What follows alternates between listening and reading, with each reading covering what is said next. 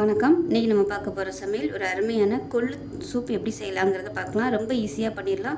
குயிக்காக குக்கர்லேயே இந்த சூப்பு செஞ்சிடலாம். ஒரு தடவை இந்த பொடியை மட்டும் செஞ்சு அரைச்சி வச்சுக்கிட்டிங்கன்னா டக்குன்னு ஈஸியாக பண்ணிடலாம். ஒரு 10 நிமிஷம் தான் ஆகும். நல்ல வாசனையாக இருக்கும். விசில் வரும்போதே நல்ல வாசனையாக இருக்கும். இந்த மெத்தட் உடம்பை குறைக்கணும்னு நினைக்கிறவங்களுக்கு ரொம்ப ஈஸியாக இருக்கும். சுகர் கண்ட்ரோல் பண்ணணும்னு நினைக்கிறவங்க தாராளமாக இந்த சூப் எடுத்துகிட்டு வரலாம். ஒரு 11 மணியை போல் எடுத்துகிட்டு வரலாம். இல்லை காலையிலேயும் நீங்கள் இந்த சூப்பை வெறும் வயிற்றுலையும் குடிச்சிட்டு வரலாம். நல்லாயிருக்கும், டேஸ்ட்டாகவும் இருக்கும். சளி இருக்கும்போது இந்த சூப் வச்சு சாப்பிட்டிங்கன்னா உங்களுக்கு சளி ஃபுல்லாக போயிடும். உடம்பு நல்லா ஸ்ட்ரென்த்தாக இருக்கும். உடம்பு வலி, கை கால் வலிலாம் இருக்கும்போது இந்த மாதிரி சூப் வச்சு குடிச்சிங்கன்னா சூப்பராக இருக்கும். டேஸ்ட்டு நல்லாயிருக்கும். ஸோ வாங்க இந்த அருமையான கொள்ளு சூப் எப்படி செய்யலாங்கிறத பார்க்கலாம். இப்போ ஒரு பேன் எடுத்துக்கலாம். பேன் சூடானதும் 1 டம்ளர் அளவுக்கு கொள்ளு எடுத்திருக்கேன். நான் ஒரு டம்ளர் கணக்கில் மெஷரிங் சொல்கிறேன். ஏன்னா எல்லாருக்கும் ஈஸியாக இருக்குங்கிறதுக்காக நான் டம்ளரில் சொல்கிறேன். ஏதாவது ஒரு கப் மெஷரிங் பண்ணி எடுத்துக்கோங்க. நான் இந்த டம்ளரில் கொள்ளு எடுத்திருக்கேன். இப்போ இது நல்லா பொரிஞ்சு வரணும். அந்த அளவுக்கு நல்லா வறுத்துக்கலாம். நல்லா படபடன்னு வெடிக்க ஆரம்பிக்கும். அந்த அளவுக்கு வறுத்துக்கணும். இப்போ பாருங்கள், கொள்ளு நல்லா வறுபட்டுருச்சு. பாருங்கள், வெடிக்குது. அதே சமயம் நல்ல ஒரு ஃப்ளேவர் வருது. இது வேறு பிளேட்டுக்கு மாற்றிக்கலாம். இப்போ 1/2 டம்ளர் அளவுக்கு வர கொத்தமல்லி, அதாவது தனியாக தான் எடுத்திருக்கேன். இப்போ இதையும் நல்லா வறுத்துக்கலாம்.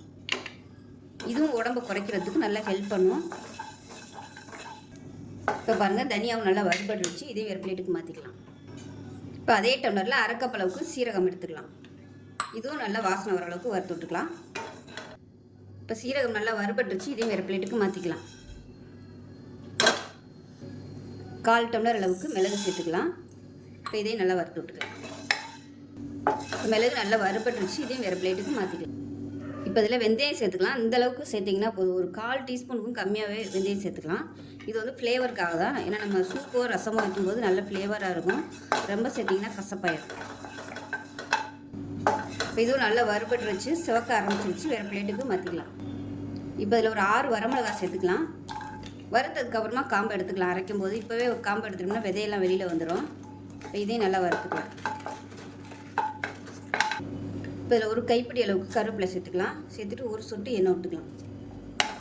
காரம் நான் கம்மியாக தான் கொடுத்துருக்கேன். விருப்பப்பட்டால் நீ இன்னும் 2 மிளகா கூட சேர்த்துக்கலாம். பெரிய வரமிளகாயாக இருந்துச்சுன்னா ஒரு 2 இல்லை 3 சேர்த்துக்கோங்க. இப்போ நல்லா வறுபட்டுருச்சு. இதையும் வேறு பிளேட்டுக்கு மாற்றிக்கலாம். இப்போ பாருங்கள், எல்லாமே வறுத்தாச்சு. இது எல்லாமே நல்லா ஆறணும். ஆறுனதுக்கப்புறமா மிக்ஸி ஜாரில் போட்டு ரொம்ப நைஸாக அரைக்காமல் கொஞ்சம் ஒன்றும் பதிமாக இருக்கிற மாதிரி அரைச்சிக்கோங்க. ஏன்னா நம்ம குக்கரில் வைக்க போகிறோம். சூப்போ ரசமோ வைக்க போகிறோம். ரொம்ப நைஸாக அரைச்சிட்டோம்னா குழக்குளம்னு ஆயிரும். அதனால் ரவை பதத்துக்கு அரைச்சிக்கலாம். அரைச்சிட்டு பார்க்கலாம். இப்போ பார்த்தீங்கன்னா பொடி நல்லா அரைச்சாச்சு. ஸோ இந்த அளவுக்கு கொஞ்சம் அப்படியே நரன்னு இருக்கிற மாதிரி அரைச்சிக்கோங்க. இது தனியாக இருக்கட்டும். இப்போ 1/4 டம்ளர் அளவுக்கு எடுத்துக்கேன். இது டேபிள் ஸ்பூன் சொல்கிறதுனா 3 டேபிள் ஸ்பூன் வரும்.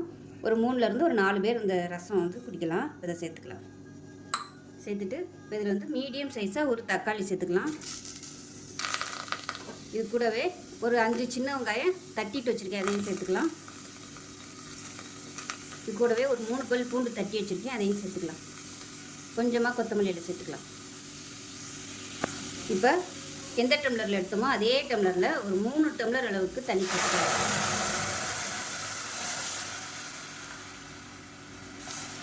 3 ஊற்றிருக்கேன். இன்னும் கூட ஒரு 1/2 டம்ளர் எக்ஸ்ட்ரா ஊற்றிக்கலாம். இப்போ இதுக்கு தேவையான உப்பு சேர்த்துக்கலாம். இன்னுமே தாராளமாக தண்ணி ஊற்றலாம். இப்போ இது தேவைப்பட்டால் அப்புறமா கூட நம்ம தண்ணி சேர்த்துக்கலாம்.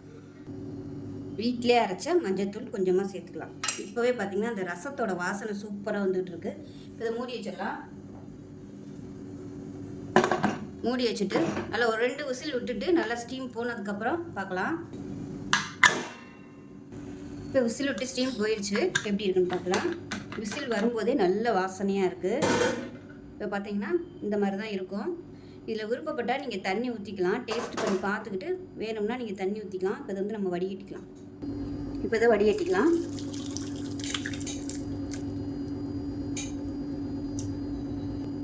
இப்போ நமக்கு அருமையான கொள்ளு சூப் ரெடி ஆயிடுச்சு. ரசமும் வச்சுக்கலாம், சூப்புன்னு வச்சுக்கலாம். இது நீங்கள் தாளிக்கணும்னு நினச்சிங்கன்னா நமக்கு ரசத்துக்கு தாளிக்கிற மாதிரி எப்பயும் கடுகு, உளுந்து, பெருங்காயம் போட்டு தாளிக்கிற மாதிரி தாளித்தா நீங்கள் ரசமாகவும் யூஸ் பண்ணிக்கலாம். இல்லை டயட்டில் இருக்கேன், எனக்கு எண்ணெயெல்லாம் வேணாம் அப்படின்னு நினச்சிங்கன்னா இப்படியே சாப்பிட்லாம். டேஸ்ட்டாகவும் இருக்கும். டக்குன்னு பண்ணிடலாம். அந்த பொடி மட்டும் நீங்கள் ஒரு நாள் அரைச்சி வச்சுக்கிட்டிங்கன்னா இதுவே உங்களுக்கு 1 வாரத்துக்கு மேலே தாராளமாக வரும்.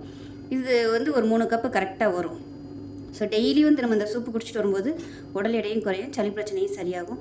செஞ்சு பாருங்கள். செஞ்சு பார்த்துட்டு எப்படி வந்துச்சுங்கிறத சொல்லுங்கள். வீடியோ பிடிச்சிச்சுன்னா லைக் பண்ணுங்கள், கமெண்ட் பண்ணுங்கள், சேனலை சப்ஸ்கிரைப் பண்ணுங்கள், பக்கத்தில் உள்ள பெல் பட்டனையும் ப்ரெஸ் பண்ணுங்கள். நன்றி.